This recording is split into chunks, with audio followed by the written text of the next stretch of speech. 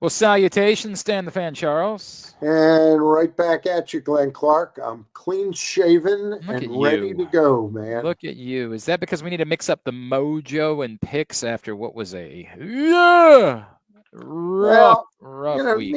neither one of us is great, but we're better than a lot. You are after 12 weeks, you're at 500 in our Yeah. regular picks, 18 and 18. I am 17, 18 and 1. That's pretty much as close as you can get, but you have the advantage of having picked correctly in both of our parlay twists, and I have not been successful in either of those. So I got to beat you by a little bit more than one or two to Well, to to wear the crown again. I just Didn't I I wear the crown? Didn't I wear the crown last year? I feel like I wore the crown last year. I think you had the year before. I feel like I don't know. I have no Okay. idea. Yeah. Well, It matters. it It does. It's matters. very Yeah, important to very us. important. Let's recap. Do we have to? And yeah, we'll All recap it. right. Um, Real quick, though, why don't you tell folks who we're brought to you Of by? course, this week's picks, as always, brought to you by 1-800-GAMBLER, helpmygamblingproblem.org. If you or a loved one has a gambling problem, give them a call or a text at 1-800-GAMBLER or visit that website, helpmygamblingproblem.org, for free confidential services. And of course, Stan, also brought to you by the Costas Inn and the new Costas Inn in Timonium. That is correct. And I just wanted to say something, though. It's amazing that two men who came to this country with nothing, Mm, both of Greek heritage, Triantafyllos, Costas Triantafyllos, hmm and Mr. Pappas. Yeah. They have both died in the Yeah. last 90 to 120 days. Mr. Pappas, of course, passing away over the weekend. And the two of them, I don't know if they were best friends, but there was a great deal of respect. And Justin from the Pappas family, who manages the Cockeysville Pappas location, wrote some beautiful stuff. I saw him at the viewing and the funeral home for Mr. Costas. So just wanted to say something about both of Oh, no those question. gentlemen. Yeah. Remarkable families who have left incredible legacies in our Yep. community. And I did see, Stan, that there's a great event coming up at the new Costas Inn in Timonium. What is As that? on December 11th, one and only Rick Dempsey, 1983 World Series MVP, will be signing autographs from 6 to 8 p.m. at the That's Costas Inn in Timonium on that, December 11th. that's incredible. I'll have to stop by there. I think that's a Friday evening. That sounds right. Hang on, I'll Yeah. tell you in 2 seconds. It's a Thursday evening. It's a Thursday evening, Thursday. December Okay. 11th. All right. Well, I'm going Um, to make my way over there that night.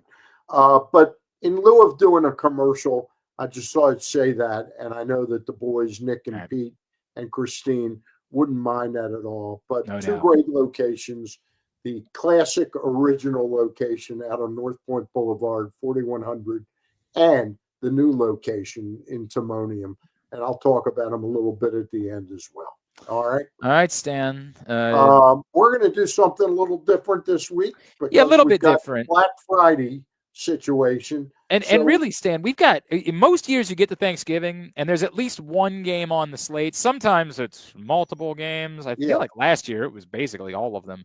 That you yeah, look at it and you're kind of like, oh. yeah. We This have to pick year, those. Yeah, this year it happens to be that between Thanksgiving and Black Friday, there is not a game to sleep through. There is no tryptophan nap induced. Oh, this will be good if I miss this one.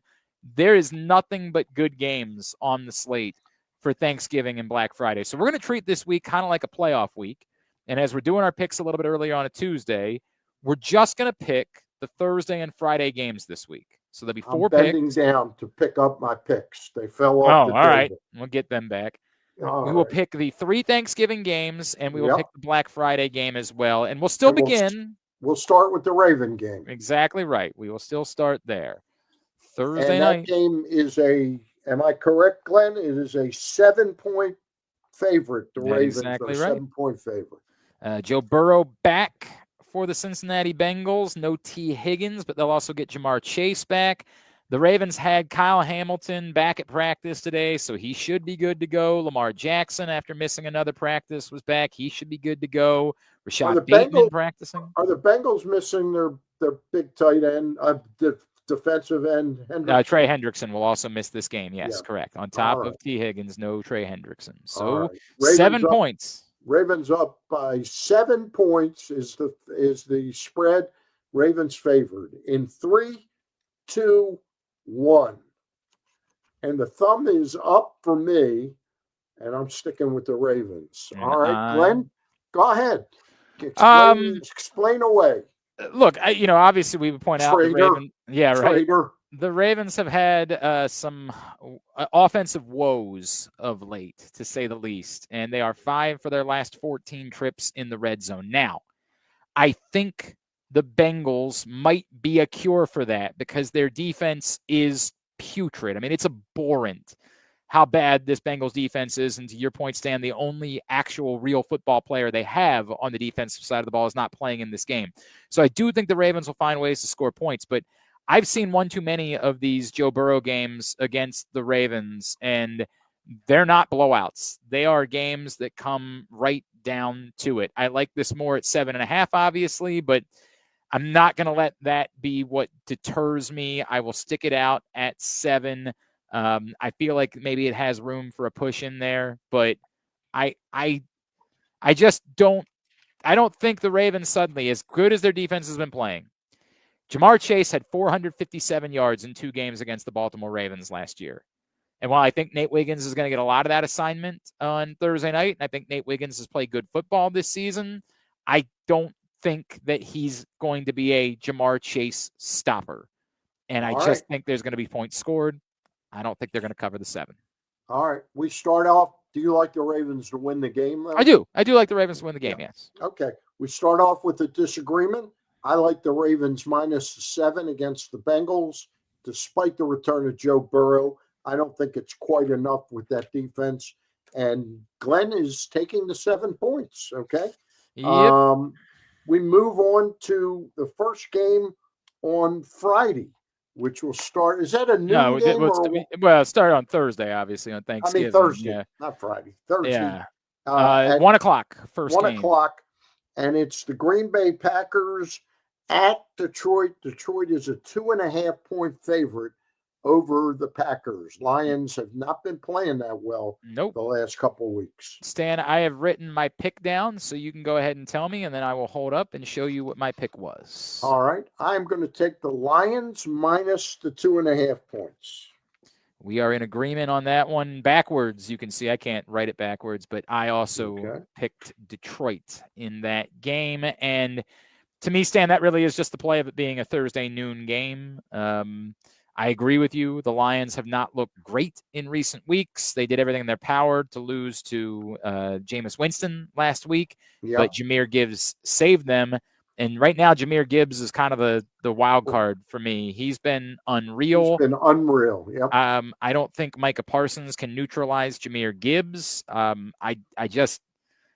team that has Jahmyr Gibbs, combined with the fact that one of them is playing at home on a Thursday at noon or at 1 o'clock, and the other one's playing actually local time for Green Bay. That is a noon game on a Thursday. I'm going to give the advantage to the home team there with a small number. Yeah, I think the home team is the issue here. I think if this game were being played in Green Bay, I'd probably like Green Bay, even though Green Bay would probably be favored by 1.5 or 2 points. But I like Detroit to cover the 2.5 points. The next game is at Dallas. The Kansas City Chiefs in desperation mode. Again, they eked out that victory against the Colts last week, Glenn, but not quite enough to get you a win. Yeah, we never did missed it by a half a point. Half a point. I know. I won one game by a half a point. But go ahead. Who do you like? Well, I got it written down again, so you can. All right. Yeah. I'm going to go with the Kansas City Chiefs over the Dallas Cowboys, and Glenn is doing the same. We both like the Kansas City Chiefs minus the 3 points. We'll move on. We've covered 3 games. We've Yeah, covered the I Ravens stand to the game. point. I just think Kansas City woke up. I think that was their moment, and I'm fearful of them again. And I do think there's a little bit of danger in over inflating. I get it. That was a stirring comeback from Dallas, from down to that was outstanding. Yeah, But I still, in my heart of hearts, think Kansas City's a little bit better than Dallas on the whole. yeah. And I think that they woke up a little bit last week, and so I'm back on board with Kansas City in small Yeah. numbers. I just still, when it comes down to Steve Spagnuolo on defense and Kansas City having the offensive weapons they have, and I know they haven't run the ball phenomenally this year, but I still think they can win this game by more than 3 points. Yeah, We've only got one more game left, and it's the Black Friday game. And the Chicago Bears, this game starts at 3 3 o'clock o'clock. Yes. and it's on Amazon Prime, correct? Yep, It's that a is correct. Prime Black Friday game. The Bears are 7-point underdogs. They go to Philadelphia. This is an intriguing game. And I guess you're going to write it down, Glenn? I am indeed writing it down, Stan. What Have do you you got? really, be honest, have you really written it down? I have. I've got it right here. It's right here All right. underneath my. All right. It's right there. I was trying to do a little Larry David. Mm-hmm. Have you really written Oh, it okay. down? I got All it. right. I like the Philadelphia Eagles Oh, despite all the woes. I like the Philadelphia Eagles minus the 7. Go ahead, explain why you like the Bears. I just like the Bears right now, and you're giving me 7 points to play with a team that is functioning offensively. I get the Eagles' defense is a little bit better. I'm not of the belief that the Eagles are in a panic. A lot of people are No, I losing don't their think mind about the AJ Brown stuff. I just don't think it affects them. But I do think that they are banged up a little bit defensively, and that's enough of a difference that we've seen DJ Moore come back to life in recent weeks, and Chicago we know wants to feed Roma Dunze. That's just enough for me to play the points in this situation. I just don't think the Eagles are going to shut down the Bears on Friday, and so the points are enough of a play for me in that spot at 7. I think this is the most fascinating game on the card all week because it's a battle of a master defensive coach in Vic Fangio against a master offensive coach in Ben Mm-hmm. Johnson. And I just think Fangio is going to win it this time. I think a year from now, the Bears will be much more mature. I think the Eagles really want to get back on their winning ways. I think they had a severe letdown in that second half. I think they sort of were celebrating before the game was over. I I get think it. they were celebrating at the half. It I was would kind of say, like it was kind of like what's the movie with Travolta and Samuel L. Jackson? Um, where Harvey Keitel is the cleaner. oh God, yeah, Pulp yeah. Fiction. Pulp Thank you, Fiction. Jesus. And Harvey Keitel comes to clean up the murder, Mm-hmm. and the guys are giddy that he's Mm-hmm. there And to they're clean like, up. Then he wait, goes, yeah, "Let's there's, not start doing something to each mm-hmm. other's." You know what? Yep, exactly right. Yeah. So I think that's what happened to the Eagles last Sunday. I think they were like, "Hey, we're back," and they had another half to go. Unfortunately for them. All right, so we got two All right. games that we're picking differently this week, Yeah, so Stan. let's So, recap it. Glenn and I were on opposite sides of the Ravens Bengals game. I stuck with the home team, the Ravens, minus 7. I understand Glenn's reticence to take the Ravens because they've had trouble scoring points, and he thinks Joe Burrow will score enough points to keep this game closer than the 7 points. We both thought on Turkey Day the Lions are going to be too tough for the Green Bay Packers.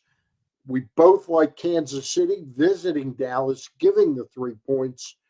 By the way, that Kansas City game that Detroit game, the Lions are a 2.5 point favorite over Green Bay. We both like Kansas City at Dallas minus the 3. And then on Black Friday, we were surprised to be on opposite sides of it. As Glenn is a big fan of what the Bears have going on, and I understand that. He took the 7 points there. I went with the favorite. and took the Eagles minus 7 points. Very good. Glenn, before we recap, I got to be honest with you. I've watched a lot of sports for a lot of years. Uh-huh. I thought that Pharrell Payne injury Oh, my gosh, right? was Devastating. I thought it was not only season ending, probably, But but perhaps like career-altering. Yeah. career altering.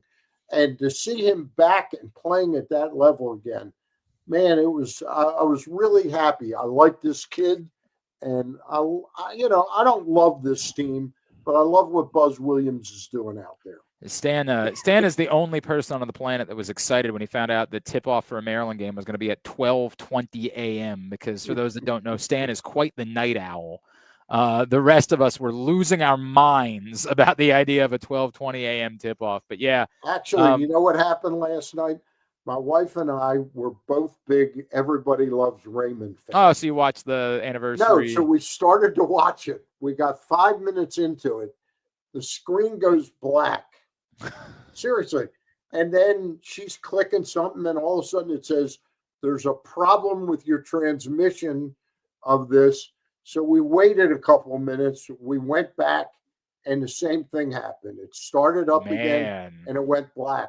So we started watching St. Denis Medical, and I dozed off, and all of a sudden, all I know is I woke up at 11:44. I didn't set an alarm because I thought I might doze off a half an hour. And I got up, and I'm wide awake and watched the game. Well, it ended up it was a sluggish start for Maryland. Yep. Maryland thought the game was scheduled for 1 a.m. So they started playing somewhere around then, and thankfully they played enough time. So they get Gonzaga tonight. And shout out to Pat Scarry. Towson is in the championship game of I think they call it the ESPN Events Invitational down in Kissimmee. And they've gotten 2 really good wins. They beat Rhode Island yesterday. They followed it up with a win over a really good Liberty team today. So Pat's nice got a good week club this year. No Pat's doubt. got a good club this year. Glenn, explain something. The tournament the Terps are in, is that geared toward raising money for NIL? Well, it's for. I mean, it gives money to the players specifically. That's what I mean. Yeah.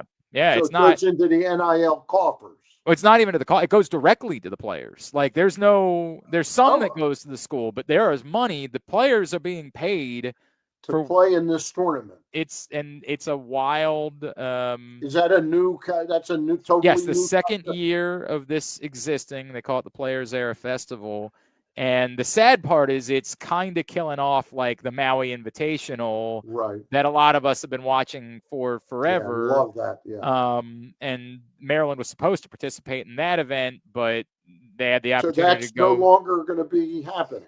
They're trying to save it, but like this year's field, it was Texas and Seton Hall, and it's not the Blue Bloods that you've seen in past Maui Invitationals. So, any chance in the future you and I could be invited to play in this out in Maui? You think that there could be so few teams that maybe it's like Press Box versus Seton Hall next year? I'm not opposed. Let's call it just media versus. All right, media versus. So. Yeah. I would say we couldn't do worse than Chaminade, but Chaminade's won some games over the years. In fact, they damn near won another one yesterday, Stan. They were up 20 points on Washington State. Wow. Wazoo ended up coming back to win the game. I'll never forget that Ralph night Sampson, that they beat for Virginia and Ralph. No doubt about it. All right, Stanley. Happy Thanksgiving. I had a great conversation with Andy Costa. Yes. Luke and I talked to him, and that's up on the website. And you got one more show before Thanksgiving. Yeah, and if you missed it today, we were talking about Maryland basketball. Everybody's very excited. Baba Oladuton, the 5-star prospect who was number 1 for the 2027 class, but reclassified and still a top 10 prospect, signed or committed last week to Maryland and signed. He joined us today on GCR. So if you missed that, you can find it at glennclarkradio.com. That's great. Good, all right. Good work on your part, yours and Griffin's part, getting him. Yep. Stan, you, Mrs. Charles, have a wonderful Thanksgiving. You, Mrs. Clark, and the kids, same to you. And appreciate it. And we will talk again next week. Bye for now.